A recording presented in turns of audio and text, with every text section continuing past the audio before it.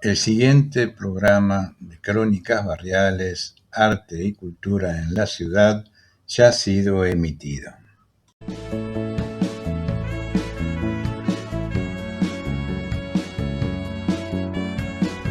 Crónicas Barriales, Arte y Cultura en la Ciudad. Lugares y personajes emblemáticos de la bohemia ciudadana. Sus escritores, artistas e intelectuales. El pasado y el presente en 60 minutos de radio. Acá en la AM 1010 Onda Latina, los sábados de 15 a 16 horas. Conducción Luis Raúl Calvo y Nora Patricia Nardo, con la participación especial de Adriana Gaspar en Artes Visuales. Te esperamos.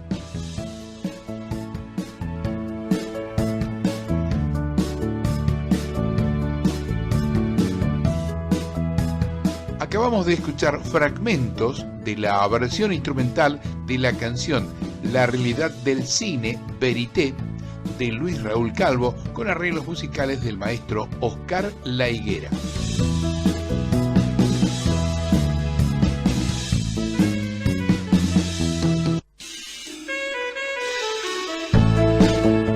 Hola, ¿qué tal? Buenas tardes, nuevamente acá en la M1010 Onda Latina, con Crónicas Barriales, Arte y Cultura en la Ciudad. Nuestros teléfonos 4372-2841, 4372-3061, nos acompaña en la operación técnica Fabricio Guerrero. También nos pueden seguir por Facebook en vivo, en el Facebook de la M1010 Onda Latina, en el Facebook de Generación Abierta. Y bueno, después aquellos que no lo puedan escuchar en vivo pueden escucharlo en diferido en nuestro canal Generación Abierta en YouTube. También quedan en los Face de Generación Abierta y de la M1010 Onda Latina, así que hay muchas formas como para escucharlo si no pudieron en el momento. ¿Qué tal, Nora? ¿Cómo estás? ¿Qué tal? Buenas tardes, una alegría, una tarde de otoño preciosa para... Hermosa tarde, la verdad. Para estar tomando un matecito, escuchando radio. Con churros, ¿no? Y tortas fritas. Rico. Bueno, me encantan. Acá, muy bien. ¿Viste? El tercer programa. Tercer programa, sí, la verdad, ya tercer programa. Estamos por cumplir un mes, ¿no? Exactamente, y con muchas novedades. Hoy es una tarde exquisita. Es una tarde exquisita. Vamos a continuar un poco con Raúl González Tuñón, una de las grandes voces de nuestra poesía, muy ligado, por supuesto, al tema de Buenos Aires también, ¿no? Algunos datos biográficos pudimos ir dando la semana pasada y vamos a continuar con la lectura, ¿no? De algunos textos. Sí, a mí, como te dije, es uno de mis poetas favoritos. Con Clara Fernández Moreno comentábamos algunas anécdotas, justamente en sus encuentros en el barrio de Caballito, en el Bar Plaza, hace, muchísimos años, y como gran amigo de la familia y de ella en particular. Claro. El poeta murió al amanecer, sin un céntimos, solo tal como vino al mundo. Murió al fin en la plaza frente a la inquieta feria. Velaron el cadáver del dulce vagabundo, dos musas, la esperanza y la miseria. Fue un poeta completo de su vida y su obra. Escribió versos casi celestes, casi mágicos, de invención verdadera. Y como hombre de su tiempo que era, también ardientes cantos y poemas civiles de esquinas y banderas. Algunos, los más viejos, lo negaron de entrada. Algunos, los más jóvenes, lo negaron después. Hoy irán a su entierro 4 buenos amigos, los parroquianos del café, los artistas del circo ambulante, unos cuantos obreros, un antiguo editor, una mujer hermosa. Y mañana, florecerá la tierra que caiga sobre él. Deja muy pocas cosas, libros, un Heine, un Whitman, un Quevedo, un Darío, un Rimbaud, un Baudelaire, un Schiller, un Bertrand, un Becker, un Machado.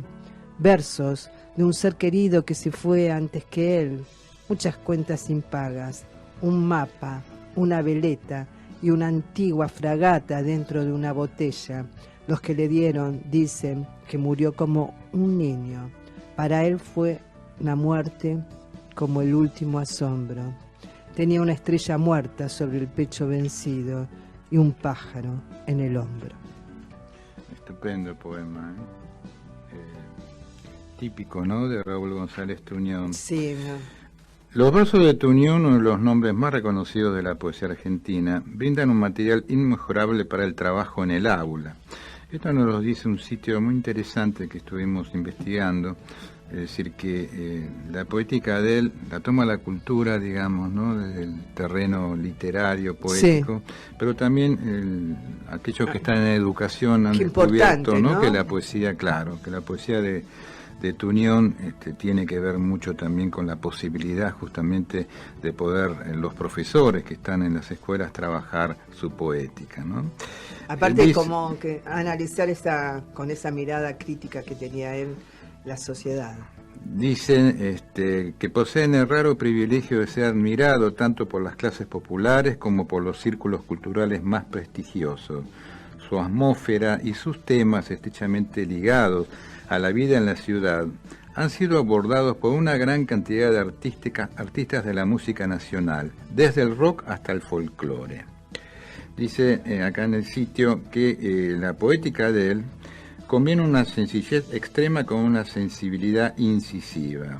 Dicen, sus poemas son ideales para leer en el aula, ya que pueden gustar por igual al crítico especializado y al lector ocasional, y por esto han sido retomados tan a menudo como letras de canciones populares. Ellos acá toman, a partir de uno de los libros, ¿no?, más característicos y más difundidos de Raúl González Tuñón, del año 1930, La calle del agujero en la media. Dicen, los primeros versos del poema, da el título, son emblemáticos.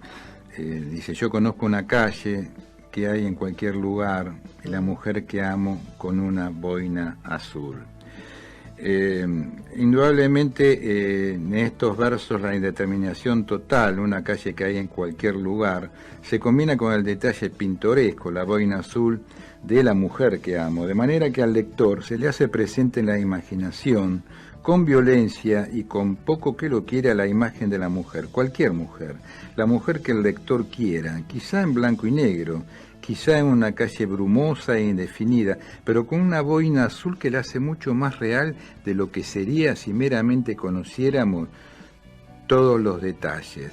Todo por eso, por lo demás, es solamente 2 versos, y como si fuera poco, 2 versos sencillos y luminosos.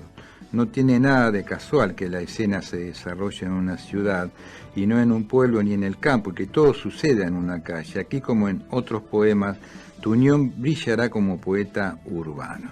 Este es un aspecto muy importante que comentan acá, ¿no?, en este sitio. Evidentemente estamos en presencia de un poeta eminentemente urbano. ¿Tenemos otro poema para compartir? Sí.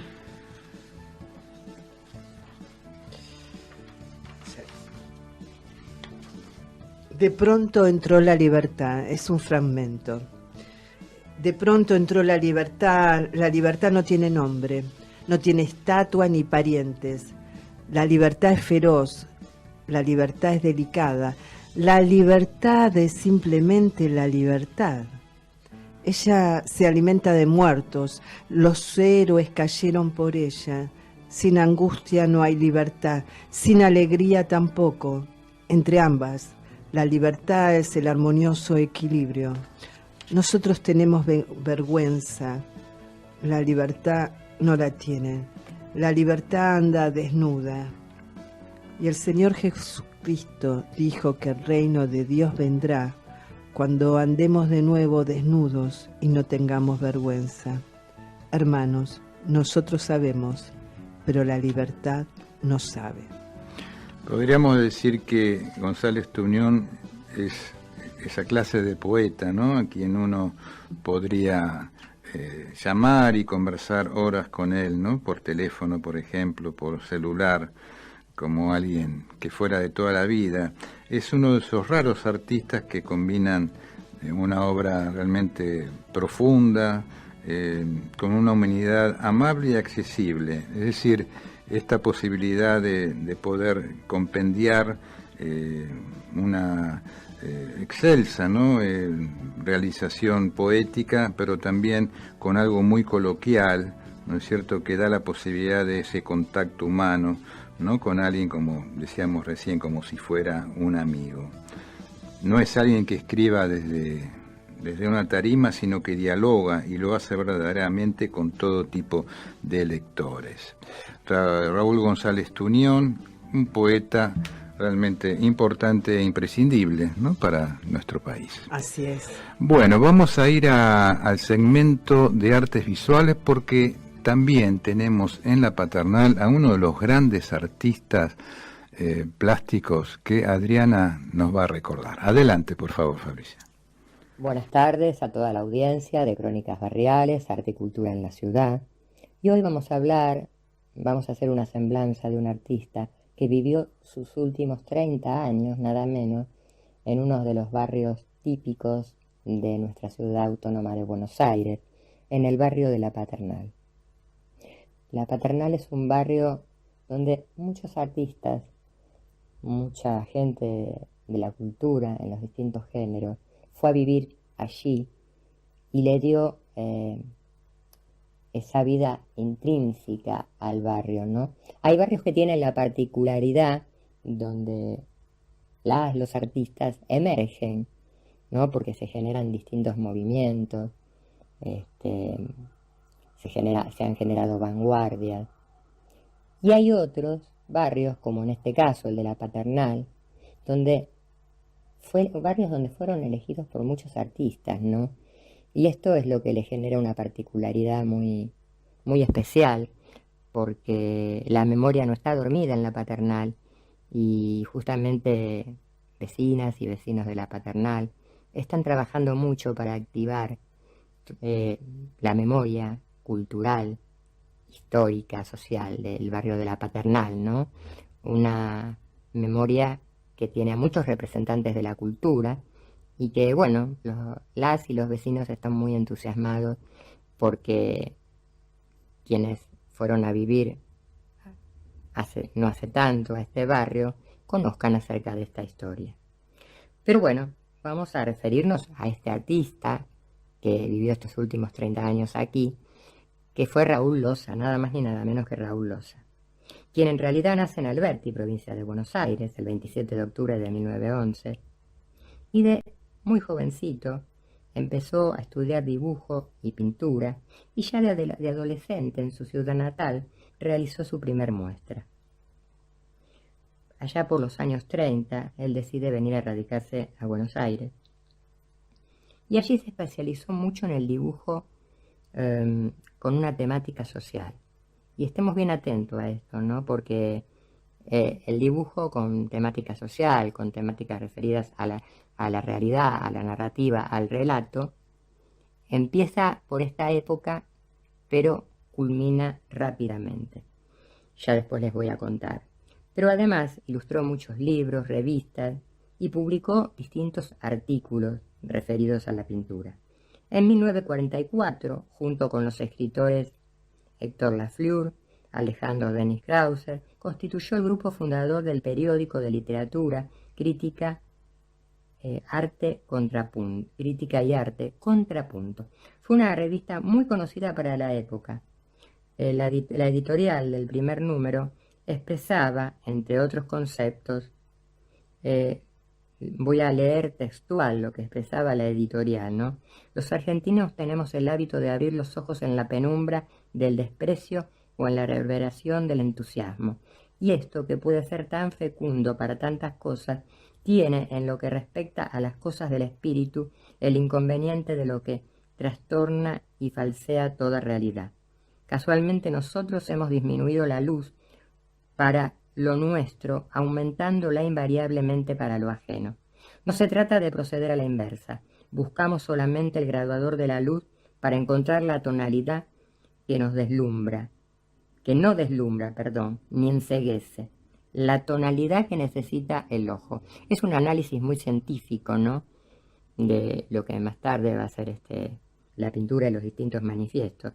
En esta revista publicaron artistas y gente de la cultura como León Benarós, como Vicente Barbieri, Enrique Molina, Joaquín Januzzi, Ulises Petit de Murat, Leónidas Barletta, entre varios exponentes de la cultura.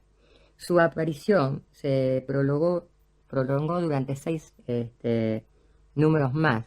El último número sale en octubre de 1945. Más tarde, Loza decide unirse junto con Tomás Maldonado, Lili Prati, Ennio Iomi, Jorge Sousa, Claudio Girola, Oscar Núñez, y crear la Asociación de Arte Concreto Invención, cuya primera exposición se realizó en el Salón Peuser el 18 de mayo de 1946. Pero no solo fue una exposición con producciones objetuales, sino que fue acompañada por el Manifiesto Invencionista. Es el único número de la revista de arte abstracta, Arturo, aparecido 2 años antes. Así lo había expuesto Carmelo Ardenquín. Bueno, cuando empiezan a trabajar con el arte concreto invención, empiezan los manifiestos.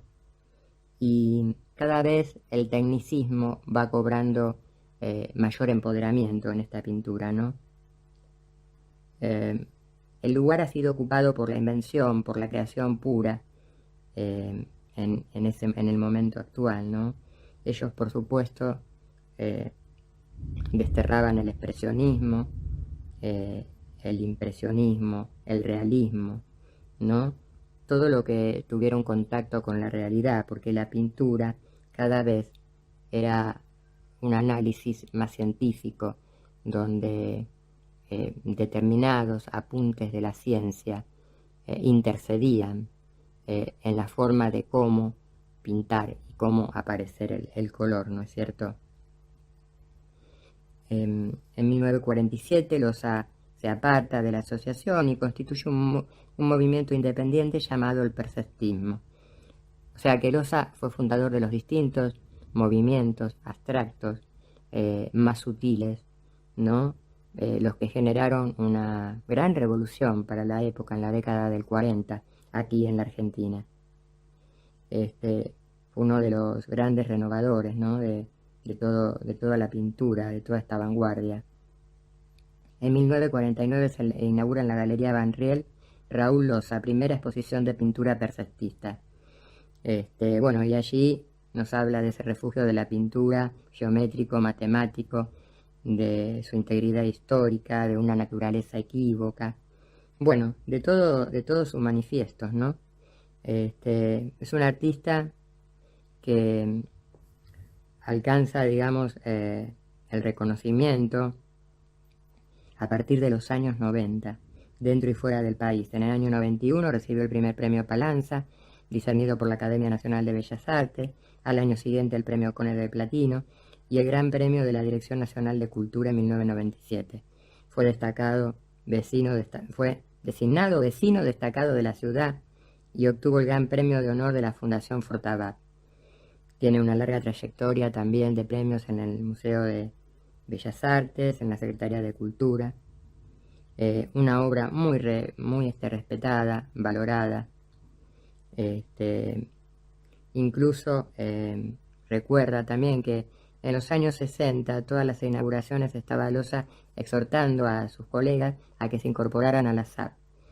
Era un momento muy difícil, ¿no?, de mucha crisis social, política, cultural, y cuando Loza llega a ser presidente, logró recuperar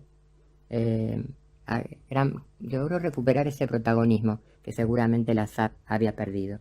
Pero lo interesante, y volviendo al principio, es que Loza muere en su casa de La Paternal, en la calle Fragata Sarmiento, después de pintar durante 30 años en un taller maravilloso donde el artista trabajó quizás de forma silenciosa. Con esta semblanza me despido hasta la próxima semana.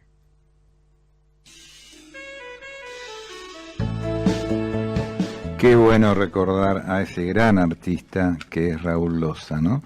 Y Sí. situarlo un poco, ¿no?, en el barrio en el cual vivió gran parte de su vida, ¿no? Es bueno porque tiene que ver con este programa, con la idea de este programa, ¿no? Poder justamente ir recordando a estos grandes artistas, grandes escritores, o no, o tal vez gente común, ¿no? Pero que han marcado desde algún lugar algo importante en su barrio. O el barrio ha marcado algo también importante, las instituciones, Y sí, claro. esas plazas, esas calles, esos amigos. Muy bien. Bueno, vamos a ir al primer tema musical. Nos sigue acompañando el grupo Los Laicas con otro álbum musical que nos obsequiaron en su momento. Se llama Cusilia, Alegría, Alegría. Vamos a escuchar entonces a Los Laicas, en Carlos Flores, en este tema que se llama Julieta en septiembre. Adelante, Fabricio.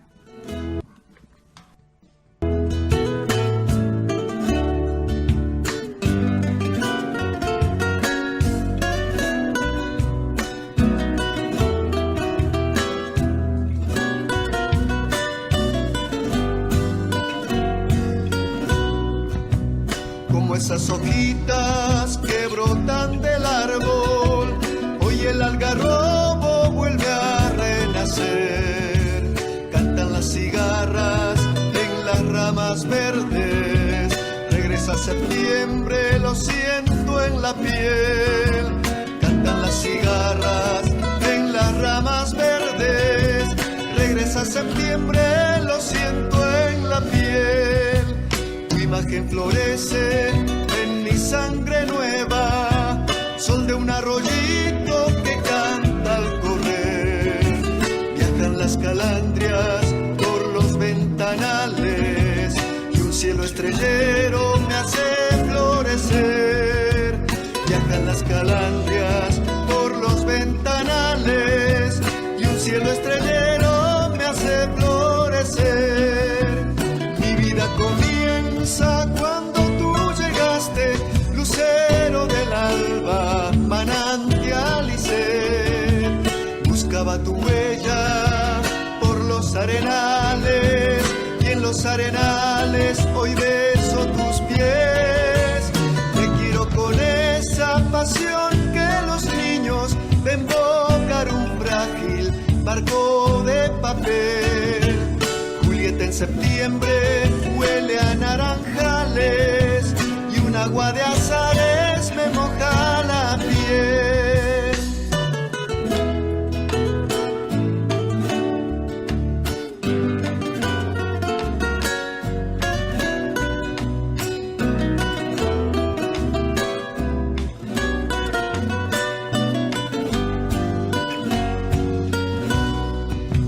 Llegaste a la hora que alza vuelo el ángel y la rosa siente que es niña y mujer. Yo fui el jardinero que bebió en tu talle la vendimia blanca de tu luz de miel. Yo fui el jardinero que bebió en tu talle la vendimia blanca de tu luz de miel.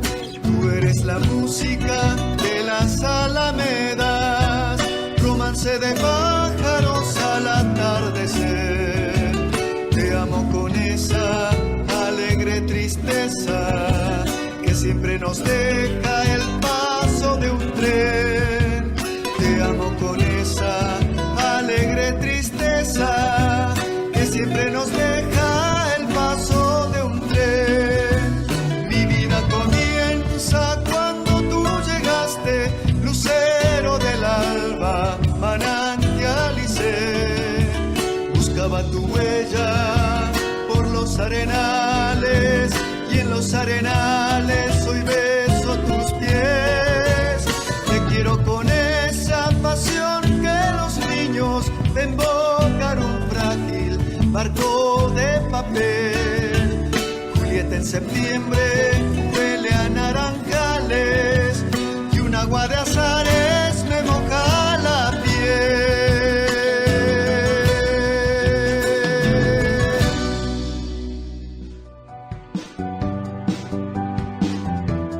Hermoso tema, hermosa samba, Julieta en septiembre, de José Gallardo, con música de Carlos Flores y en la interpretación del propio Carlos Flores.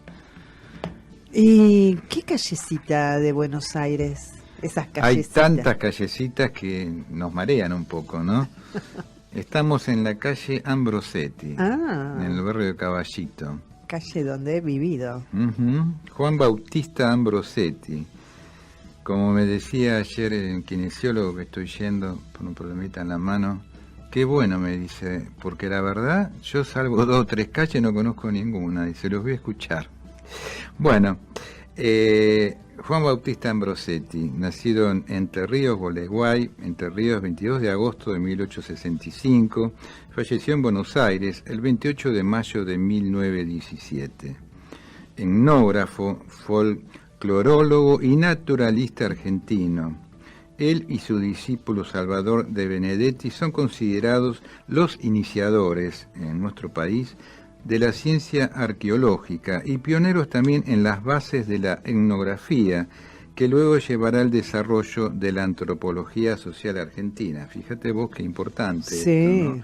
Es el antecedente de lo que luego se constituye como antropología social argentina. La jerarquía alcanzada por Ambrosetti en las ciencias antropológicas le dio una posición de privilegio en el ámbito científico nacional y extranjero. Vinculóse por lazos de amistad o como correspondencia intelectual con quienes en su tiempo constituyeron las más altas expresiones científicas.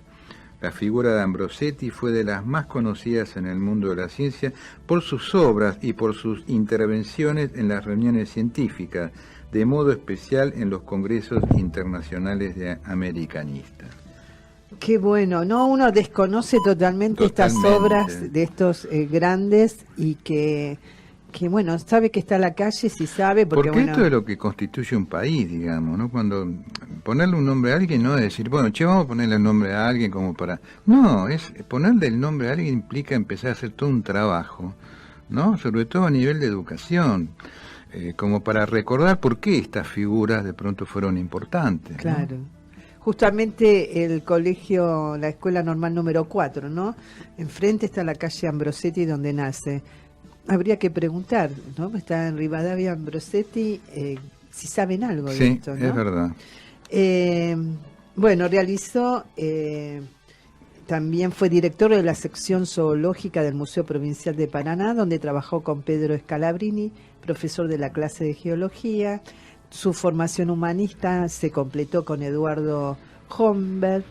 Ocupó diversos cargos importantes en distintas instituciones. También tuvo distintos puestos en el Instituto Geográfico Argentino, en la Sociedad Argentina de Enseñanza por medio de proyecciones. Viajero e investigador incansable, realizó numerosas expediciones que enriquecieron los conocimientos de topografía, arqueología y etnografía del país.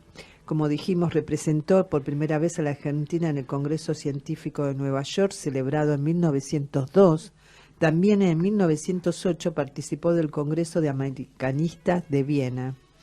Intervino en la Junta de Historia entre 1901 y 1917 y en el Museo Arqueológico y Antropológico de Buenos Aires. En 1904 gestionó la creación del Museo Etnográfico de la Facultad de Filosofía y Letras de la Universidad de Buenos Aires, del cual fue su primer director.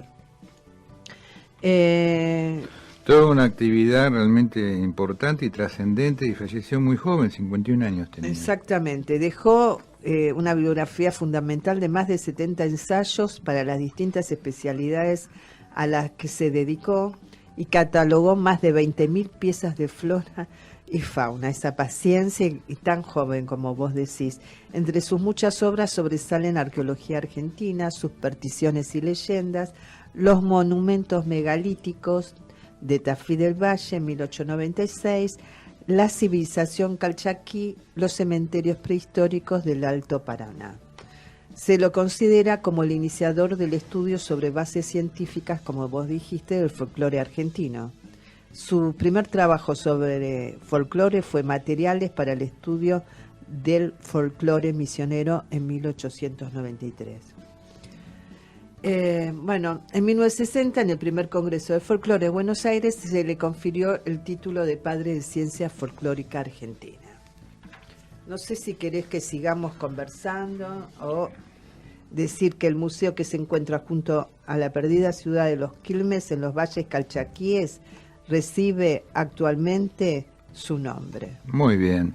Bueno, Juan Bautista Ambrosetti, ya muchos lo conocen a través de Crónicas Barriales.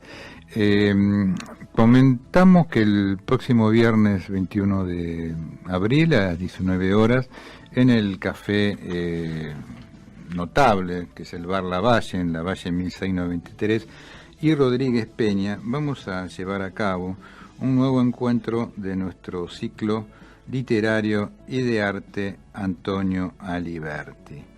Es un ciclo que va a transitar sus 34 años de vida y lleva el nombre de Antonio Aliberti, quien fue un gran poeta, traductor al italiano y gestor cultural. Nacido en Italia, pero vino a la Argentina muy chico y formó su familia en nuestro país y se instaló por siempre acá hasta el día de su fallecimiento. Esto va a ser entonces viernes 21 de abril, 18:45 horas, en Bar Lavalle, Lavalle 1693. Va a haber lecturas de poesía, recuerdos de poetas fallecidos, tendremos narradores y presentaciones de libro, también música, así que están todos y todas invitados e invitadas. Encuentro número 716. Entrada libre y gratuita. Gratuita. Bueno, tenemos a nuestro invitado de hoy, Alejandro Rocha, exdirector de la Asociación de Amigos del Parque Rivadavia. Buenas tardes, Alejandro. ¿Cómo te va, Nora? Muy bien, acá estamos con Luis, interesados en que nos cuentes un poquito qué fue la Asociación Amigos del Parque Rivadavia, cómo se inició, cuáles fueron los objetivos, qué participación tuvo dentro del barrio. Sí, bueno, primero agradecer la invitación. Un gusto Alejandro, encantado de tenerte en nuestro programa, ante todo. Un gusto que estés acá. No, gracias a ustedes. Lejos pero gracias cerca. Adelante. Esta asociación surge en un marco muy especial, que fue en el retorno de la democracia en los años 80. La idea surge de un grupo de militantes políticos, en ese entonces de la Junta Coordinadora, en el barrio de Caballito. Y bueno, se vivían momentos muy especiales en esa época, por la vuelta de la democracia, por la fuerza que había en las juventudes, la necesidad de la participación, de producir cambios, de retornar y volver a darle espacios a la gente.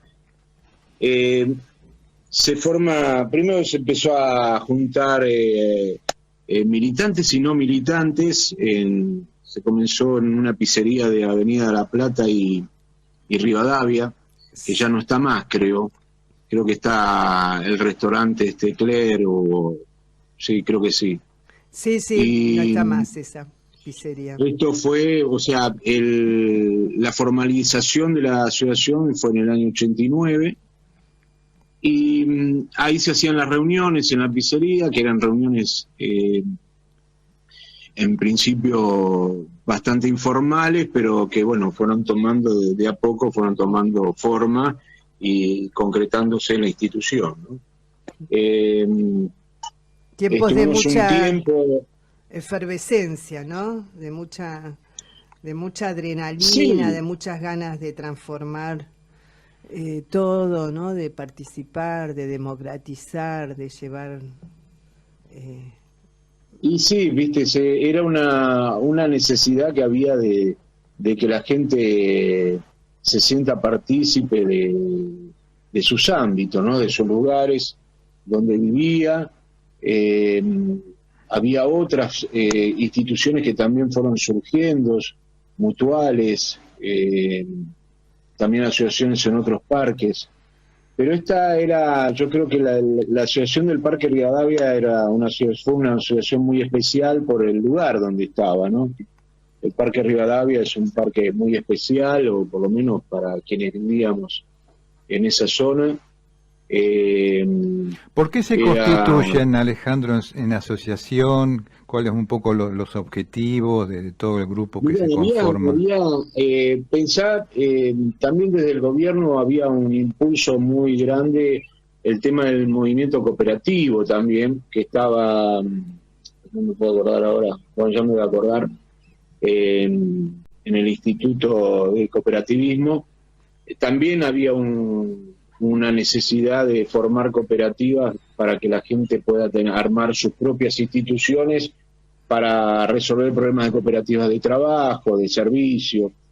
Pensá que también el movimiento cooperativo, que si bien no es lo mismo que una asociación, pero es un espacio de participación de la gente, el movimiento cooperativo, el 90% de la electrificación rural en el país está hecho por el movimiento cooperativo.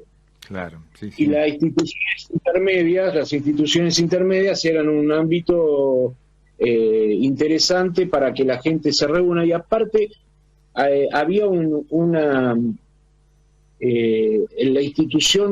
institución intermedia daba, ¿qué era lo que daba? Era el punto de encuentro de todos los sectores sociales. Esta es una interpretación que yo hago, ¿no?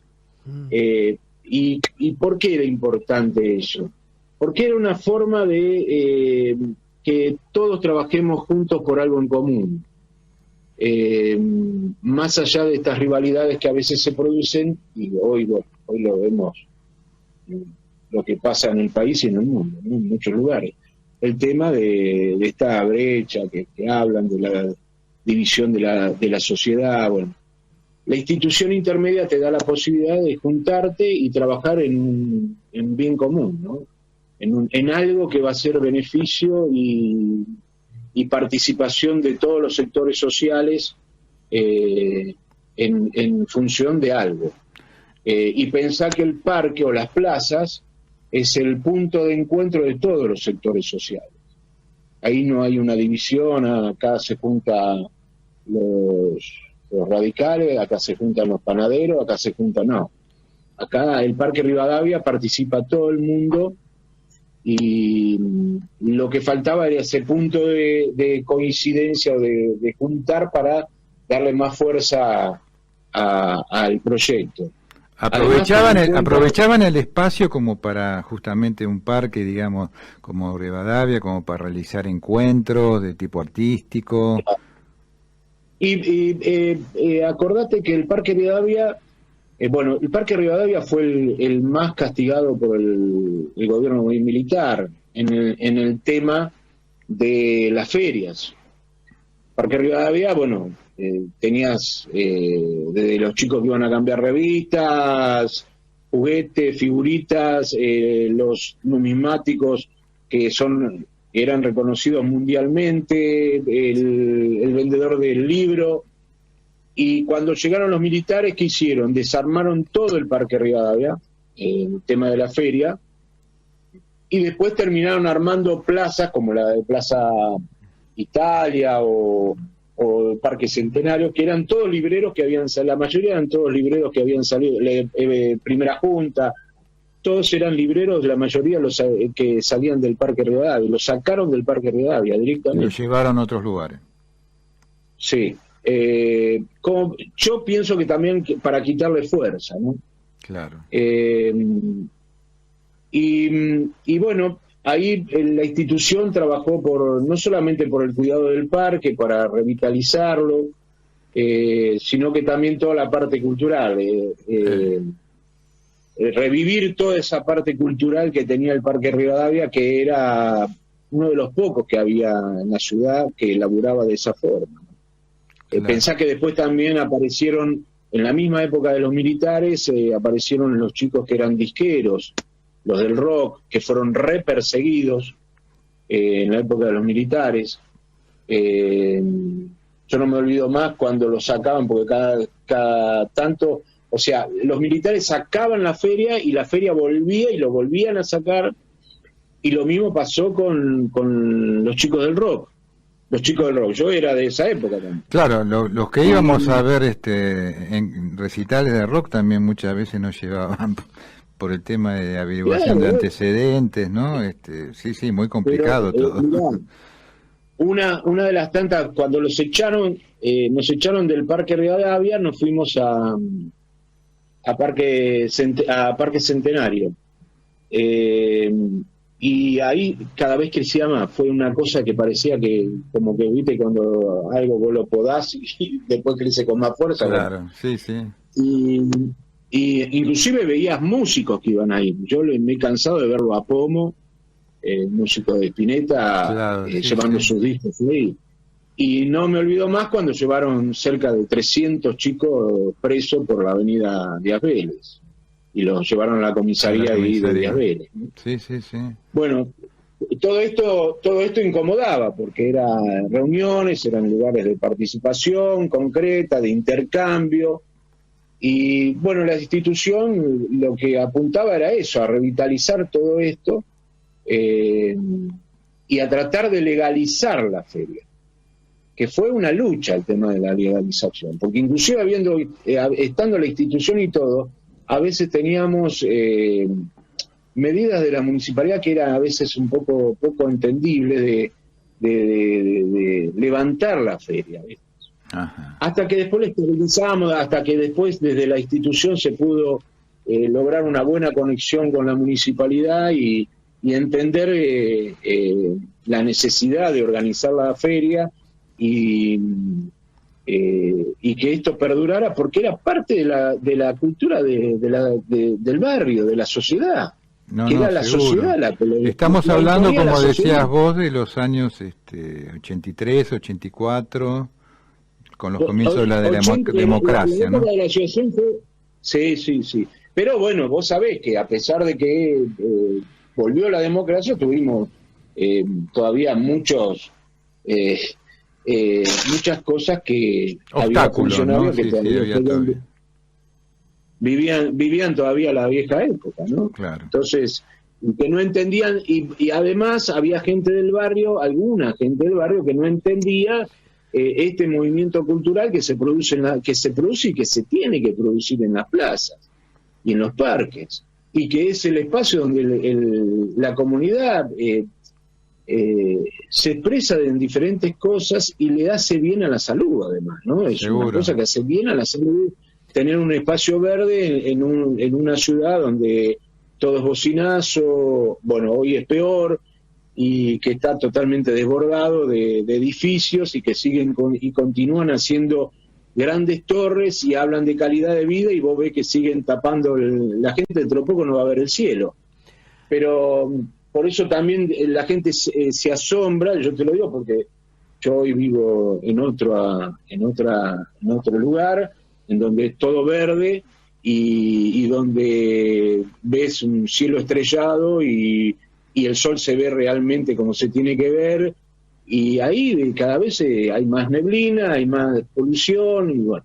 Escuchamos una cosita. Entonces, bueno, esto de la asociación, que sí, que es verdad lo que vos decís, la contaminación ambiental cada día es más grande, y bueno, sobre todo en estos barrios que se repoblan, se superpoblan. Pero también la asociación, aparte de trabajar con el parque, también trabajó en talleres.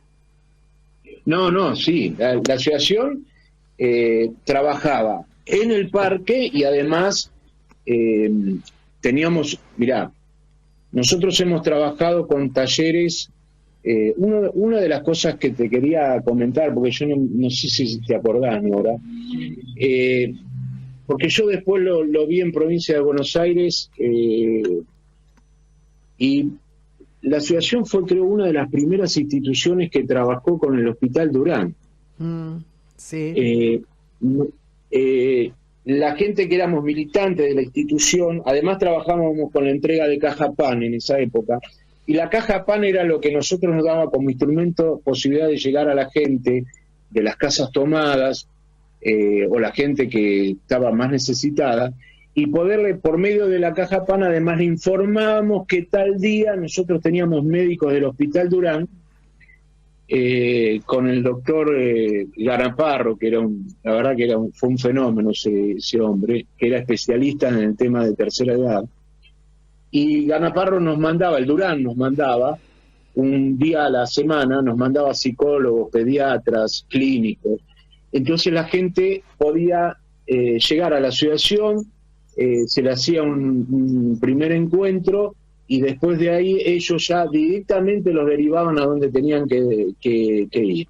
Y esto fue muy importante porque se detectaron muchas enfermedades en gente que no llegaba al hospital, o sea, no llegaba en el sentido de que le costaba mucho tener un turno, ser atendido. También tuvimos talleres literarios, teníamos chicos de la Facultad de Filosofía que venían en forma gratuita a dar apoyo escolar. Teníamos un boletín informativo que después se transformó con Alejandro Bassignani, que era también de la Facultad de Filosofía y Letras. Primero empezó con un boletín que se llamaba Desde Adentro, y después se llamó Ecos del Parque. O sea, teníamos actividades, inclusive teníamos, por ejemplo, con la gente de Numismática, con la institución de Numismática, ellos nos habían dado aulas de capacitación sobre cómo trabajar y ser coleccionista de estampillas, de monedas, y inclusive hemos ido a las escuelas, hemos podido entrar en escuelas para llevar una charla del tema de numismática y cómo a través de la numismática se podía hacer educación no formal. Bueno, era una serie de actividades muy importantes, todo con la comunidad, todo con interinstitucional. Sí, aparte muy diversas, ¿no? De diversa índole. Eso es muy interesante que la asociación haya podido promover todo esto, ¿no? Y las necesidades, vos sabés que en una sociedad son diferentes. Sí, sí. Y el parque te presenta un montón de espectros. Teníamos, por ejemplo, hacíamos todas las fechas patrias, hacíamos una actividad en el parque cultural, en donde nosotros teníamos un padrón de artistas, de músicos, y en contacto con la municipalidad que nos mandaba el sonido, se hacía un evento ahí en el Bolívar, en el monumento, y bueno, era una forma de promocionar a un montón de artistas jóvenes que no tenían llegada para poder difundirse, y a través de nuestras actividades difundíamos todo eso. Fantástico. ¿Hasta qué año funcionó la asociación, Alejandro? Mira, yo me fui en el año 94 y estaba funcionando. 93 me fui. Ajá. Porque yo me vine a trabajar al norte, y después de mí, o sea, el primer presidente fue Marcelo García, que fue cuando se empezó a armar la asociación. Después vino Mirta López, después vine yo, y después hubo dos presidentes más, Alejandra Morales y Alejandro Bassignani. Ajá. Inclusive en la última etapa de la apertura de la calle, que esa fue otra de las luchas que tuvimos, que nosotros no dejamos que abrieran la calle, no lo pudieron parar, y nosotros tuvimos, en la época del gobierno de Menem, fue terrible el avasallamiento que tuvimos desde el gobierno. En esa época, mirá vos, en esa época pensaban armar un shopping en el parque. Claro, sí, sí. De terror. Inentendible. Digamos que más o menos funcionó hasta fines de los 90, la asociación. Sí, mediados de los 90, sí, casi fines de los 90 funcionó. Pero te digo, pero pensá de que trabajaron como asociación Amigos del Parque Rivadavia en esta última etapa del tema de la apertura de la calle. Claro, Así la calle que Ambrosetti, digamos, como abrir. Acá tuvimos a gente de la Escuela Normal número 4 y de la Asociación Amigos del Parque, no sé si se llamaba así, pero que hablaron y que levantaron firmas justamente para que no se abra esa calle. Exactamente. Bueno, Trabajamos también sobre el tema de la educación del medio ambiente. Hacíamos, por ejemplo, una actividad, habíamos comprado tachos de aceite, los chicos, por ejemplo, los chicos que había en el barrio, en la institución, los pintaban y los colocábamos en el parque, y ahí los cuidaba. Quien los mantenía con las bolsas era el puesto que vendía salchichas, panchos, esas cosas. Bueno, era todo un trabajo de unión y de participación de todos los miembros que estaban en el parque, ¿viste? Bueno, fantástica toda la forma en la cual ustedes pudieron organizarse, porque un poco, bueno, el programa que estamos haciendo con Nora hace 13 emisiones, justamente tiende un poco a tratar de no solo recordar, ¿no? Instituciones, personajes importantes de la ciudad, sino también recordar justamente a todos aquellos movimientos que intentaron y llevaron a cabo de sus posibilidades, ¿no? Este tipo de cosas que vos nos vas comentando, ¿no? Que a lo largo de determinado tiempo, ¿no? Aparte tan importante, ¿no? Porque fue con el recomienzo de la democracia con Alfonsín, ¿no? Poder llevar a cabo esto con la necesidad que había en la gente también de poder expresarse, ¿no es cierto? Dar su opinión. O sea que fue bárbaro, ¿no? No, fue pensar que nosotros éramos chicos. Jóvenes eran, claro. Claro, éramos jóvenes, que fue una etapa muy especial, ¿viste? Para nosotros fue una etapa muy linda, de mucha dedicación, de mucha utopía, que uno veía las posibilidades de poder producir cambios, ¿no? Aparte Sí, sí, desinteresada, nada tenía que ver con lo pecuniario, digamos. Nadie cobraba nada, Claro. sino que en realidad todo era para los otros, ¿no? Para el crecimiento. No, para los otros, Nori, para los otros y para uno nosotros, mismo, sí. porque uno estaba haciendo algo que le pertenecía, que lo usaba, que le gustaba. Digamos, era un proyecto integral y no era que yo iba a trabajar para darle solamente al otro, era para todos, porque es verdad. aparte era una forma de marcarle a la gente que conducía el país, que el tema de preguntarle a la gente, de ver qué es lo que está haciendo, no era cuestión de venir, bajar con una máquina y abrir una calle, no, era una cuestión de preguntarle, pero darle la posibilidad de participar real, no esto de que hacen la reunión y después terminan haciendo lo que quieren. No, claro. Claro. Realmente era algo concreto y que tendía a realizar algo concreto. Bueno, Alejandro, nos tenemos que ir porque ya estamos por cerrar el programa. Te agradecemos un montón. Realmente fue muy importante tomar contacto con vos y que nos recuerdes toda esa etapa maravillosa, ¿no? De la asociación y todos los proyectos que vos nos comentaste muy bien que llevaron a cabo. Sí, una alegría recordarlos, ¿eh?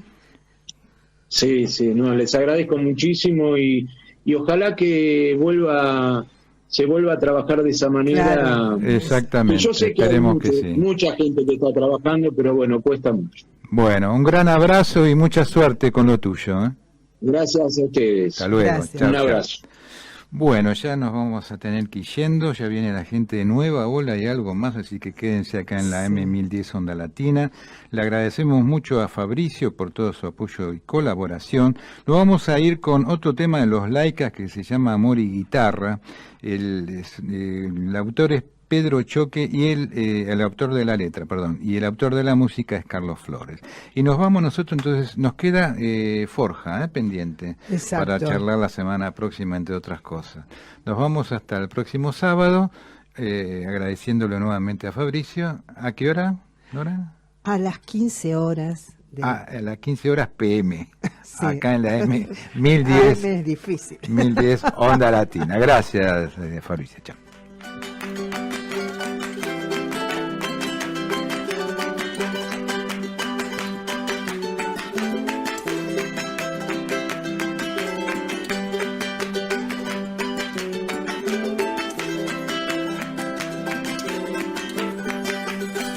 Canta el pájaro en su nido, yo canto en mi soledad. Canta el pájaro en su nido, yo canto en mi soledad. Mis coplas las lleva el viento, mis penas se agrandan más. Mis coplas las lleva el viento, mis penas se agrandan más. Soy un río de tormentos y de penas un collar.